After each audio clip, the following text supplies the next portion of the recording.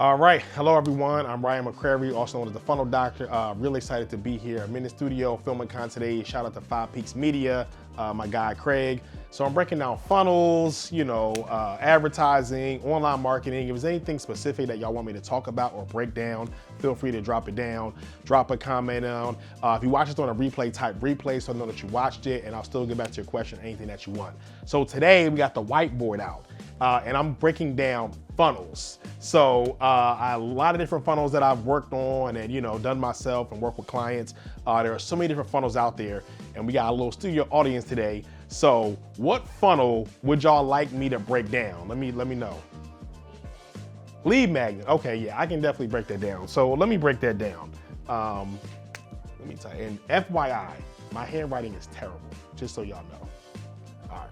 So somebody said lead magnet. All right, so lead magnet. First and foremost, what is a lead magnet? So a lead magnet type of funnel is basically something of value that you give in exchange for collecting people's information. So something to collect leads. So that could be a freebie, a resource, a PDF, a guide, a checklist, a course, a training, or something like that. So that's basically what a lead magnet is. Something of value that you give in exchange for people's information. So when people do a lead funnel, generally, this is how they do it. So this is step one. So this is step one. So this is generally going to be your opt-in. You know what an opt-in is. So that is when people willingly give you the information. And I said willingly because some of y'all be trying to scrape lists. Some of y'all be trying to buy email lists and something like that. I do not recommend that. I recommend you have something where someone willingly gives you their contact information. So this is step one. Also, when we talk about funnels, in our agency, we have a winning funnel checklist. So it's like, what are all the components of a winning funnel or landing page, or we call it sales page, but they're not selling anything here. So what are the components of a winning page? So generally you want to have a video. A video talking about what the resource is, who it's for, how people can get it, and then really just moving them to like, okay, you came here, you're interested in, go down and actually get it. So generally you want to have a video, you want to have a headline, like I told y'all, my handwriting is not good. Headline, video, and maybe like your logo or something right here. And then you want to have a CTA button. So there's a button where people can actually click to opt in. Then you may have more copy and stuff like that. Then you have like, a headshot, your bio section, and then one more CTA. You can have more like, testimonials and stuff like that. And this is generally your opt-in. Your opt-in. Then what most people do is they'll have the thank you page.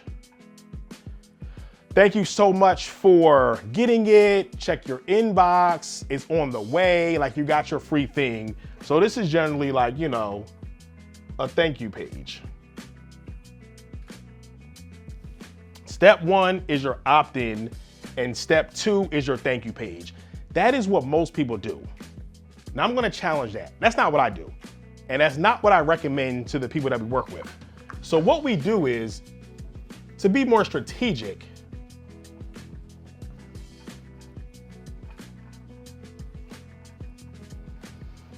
For step two, we want to make this actually what we call an OTO. Who knows what an OTO is? Is anybody online? Anybody on there? Nobody, no comments yet? Okay. OTO, that is a one-time offer. One-time offer. So now we want to make a small offer. You may see OTO, which is one-time offer, or we call it a tripwire, where you're just offering something. So that may be $17, $27, like something that we offer them. So like on my lead funnel, it's a freebie, and then step two, it'll be going to my ultimate sales bundle.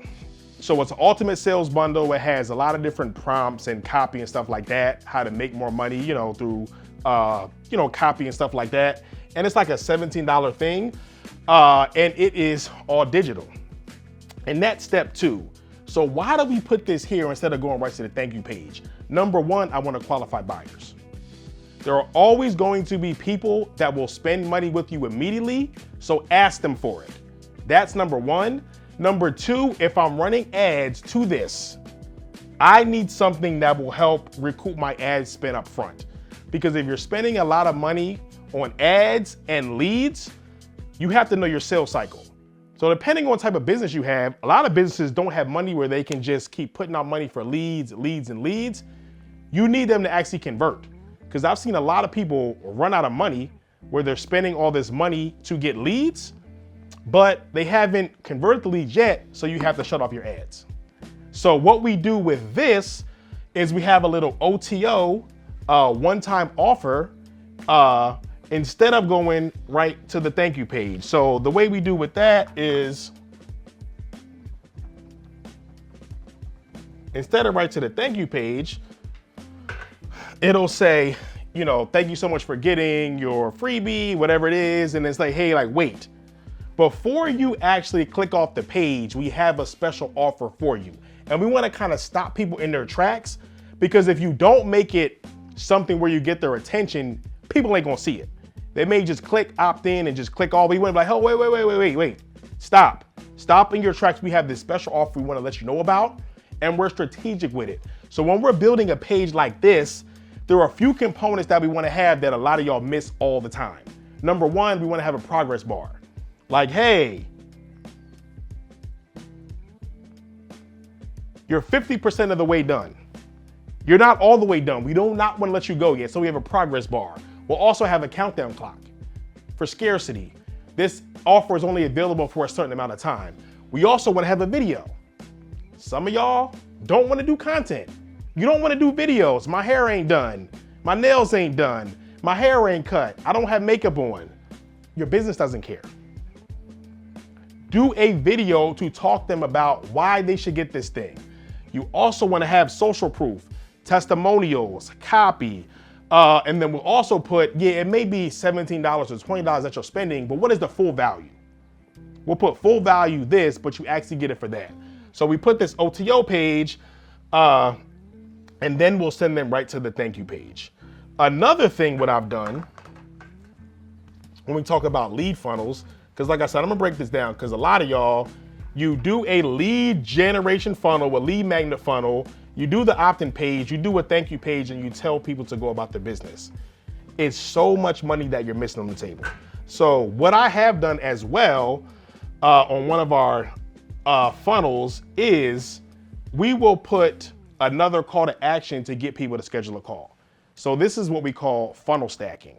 So the first funnel is our lead funnel, but then I'll drive them to our